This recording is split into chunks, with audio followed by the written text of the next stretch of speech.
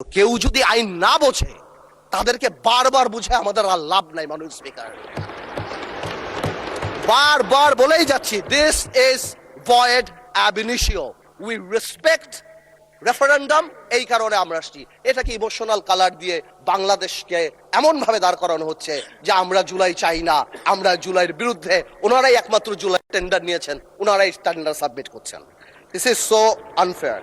Speaker, আপনি যখন ছিলেন না এখানে, সংসদ যখন ব্রেকে ছিল, তখন আমাদের বিরোধী দলের মাননীয় কিছু তরুণ সদস্যরা আমাদের গ্যালারিতে যারা ছিল তাদের সাথে তর্কে লিপ্ত হয়েছিলেন। এটা আসলে আমাদের জন্য দুঃখজনক। এটা সংসদের রীতি। মাননীয় স্পিকার, আপনি দেখতে পারবেন, এগুলি রেকর্ডেড আছে, আপনি দেখতে পারবেন। আমি এটাই বলার চেষ্টা করছি, আমি খারাপ বলছি না, আমি বলছি যে আমাদের জুলাই যোদ্ধাদের সাথে ডিল করার জন্য আরো অনেক ধৈর্যের পরিচয় দিতে হবে। আমরা আর কিছুই বলি নাই, আমি আপনাকে খারাপ কিছু বলছি। আমি বলছি যে ওনারা যেহেতু আহত, ওনারা নিহত, they paid the price, we are here, এই কারণে আমাদের সহ্য ক্ষমতা আরো বাড়াতে হবে। আমি এই ব্যাপারে এইটাই বলছি, এর চেয়ে বেশি কিছু বলে নাই। যাক, অনেকগুলি ব্যাপার আসছে। মাননীয় সংসদ সদস্য আক্তার সাহেব আমার নাম নিয়ে বলেছেন, শুধু আমি একটু আনসার করি। কোয়াজাই কনস্টিটিউশনাল ব্যাপারে একটা কথা আসছে, যে আমি বলেছিলাম কোয়াজাই কনস্টিটিউশনাল ব্যাপারটা ছিল। আসলে কোয়াজাই কনস্টিটিউশনাল ব্যাপারটা তো ছিল, এখন নেই। ওটা ছিল বলেই তো কনস্টিটিউশনের কিছু কিছু পার্ট আমরা সে সময় নিয়েছিলাম, মাননীয় স্পিকার। কারণ এই সংবিধান তো বলে যে কোনো দেশ থেকে প্রধানমন্ত্রী ভেঙে গেলে কি করা যাবে।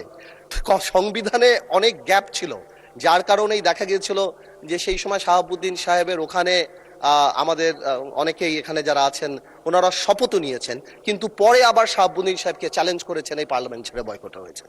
তো এই ব্যাপারগুলি তো ছিল। আমরা তো সেই সময় এই জিনিসটাকে ম্যানেজ করার জন্য একটা সিচুয়েশন ক্রিয়েট করতে চেয়েছিলাম। আরেকটা কথা আসে, সংস্কার। আমার সময় অনেক অল্প, স্পিকার, কথা তো অনেক চলে আসছে। আপনার হুইপ আপনাকে এক মিনিট সময় বাড়িয়ে দিয়েছে। সংস্কার আর সংশোধন, এই দুইটা কথা নিয়ে খুব আলাপ হচ্ছে অনার স্পিকার। আমি এটা আসলে বুঝতে পারছি না, যে আমার মনে হচ্ছে এর মধ্যে খুব ফাইন একটা লাইন আছে, যে সংস্কার আর সংশোধন এই জিনিসটা মানে কি। এই আমরা তো চাচ্ছি যে যেই জুলাই সনদের জিনিসগুলি আসে সেগুলি পার্লামেন্টে, সেগুলি কনস্টিটিউশনের মধ্যে আসবে এবং কনস্টিটিউশনের রীতিনীতি মেনেই আসবে। এর বাইরে তো আমরা কিছু যাচ্ছি না।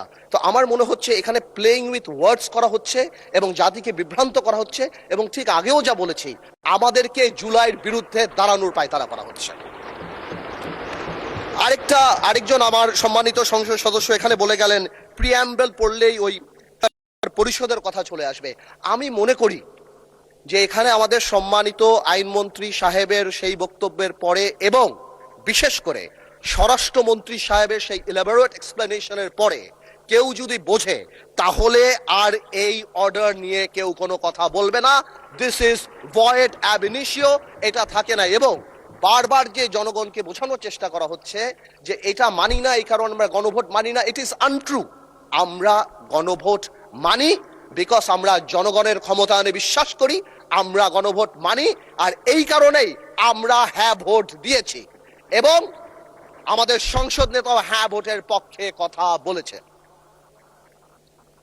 আমরা যদিও এটা বাইরে থেকে আসছে তাও বলি, আসলে মাঝে থেকে একটা গল্প বলি, সময় এক মিনিট বাড়াই দেবে, তাও একটা গল্প বলি, যে শপথের কথা বলছে। এই গল্পটা আসলে বলা ইম্পর্টেন্ট। স্পিকার, একটা আইন ছিল, আইনটা হলো অতিথি পাখি মারিলে 10 বছর কারাদণ্ড।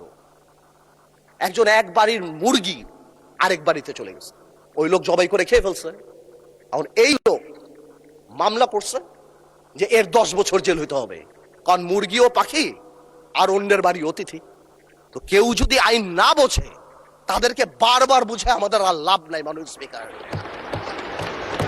বারবার বলেই যাচ্ছি, this is void ab initio. We respect referendum, এই কারণে আমরা আসছি। এটাকে ইমোশনাল কালার দিয়ে বাংলাদেশকে এমন ভাবে দাঁড় করানো হচ্ছে যে আমরা জুলাই চাই না, আমরা জুলাইয়ের বিরুদ্ধে। ওনারাই একমাত্র জুলাই টেন্ডার নিয়েছেন, ওনারাই টেন্ডার সাবমিট করছেন। This is so unfair. মাননীয় স্পিকার, আমি একটু টাইমটা তো বাড়াই দিবে বলো তোমার স্পিকার। আরেকটা কথা, এক মিনিট আপনার শেষ হয়ে গেলে আরেক মিনিট বলতে পারবেন। Thank you. জুলাই জাতীয় সনদের 2025 ভবিষ্যতের পথরেখা আমি আগেও যা বলছি এখনো তা বলছি, আমি আগেও বলি না, এখন সব সময় বলি যে যেই সংবিধান জনগণের কথা বলে না, জনগণ সেই সংবিধান ছুঁড়ে ফেলে দেবে। বাট যেটা আমরা সংশোধন করতে পারি, যেটা আমরা ঠিক করতে পারি সংবিধানের মধ্যে থেকে, আমরা সেটাই করব।